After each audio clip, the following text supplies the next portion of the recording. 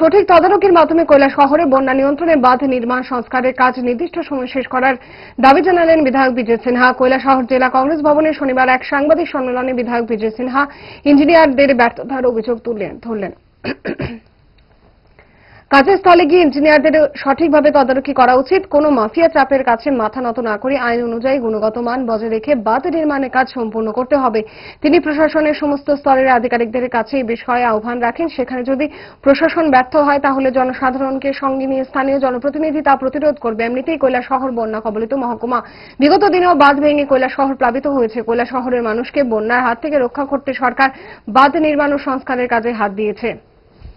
রাজ্য প্রশাসন এবং ওটার রিসিউচের চিফ ইঞ্জিনিয়ার, সেক্রেটারি এবং এক্সিকিউটিভ ইঞ্জিনিয়ার সবাইকে অনুরোধ করব যে কোনো মাফিয়ার চাপের কাছে মাথা নত হয়ে না হয়ে যাতে আইনের মতো কাজ করে।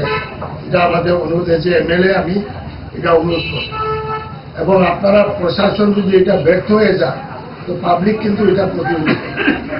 কারণ আমরা জনপ্রতিনিধি, গভর্নমেন্ট সার্ভেন্টরা যদি এটা ফেইলর হয়, জনপ্রতিনিধিরা ময়দানে আসে।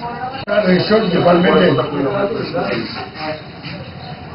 যে কাজগুলো হচ্ছে তাদের ইঞ্জিনিয়াররা তদারকি করা উচিত, প্রত্যেকদিন একবার যাওয়া উচিত।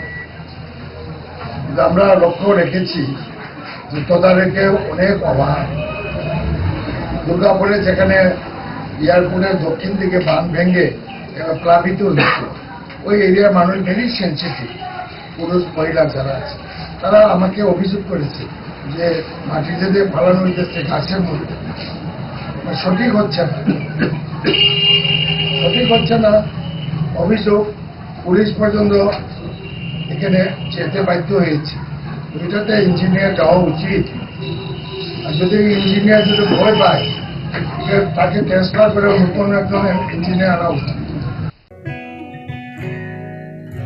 জুড়ে থাকে বাঁধন আপনার চেয়েও আপন, জুড়ে থাকে বাঁধন আপনার চেয়েও আপন।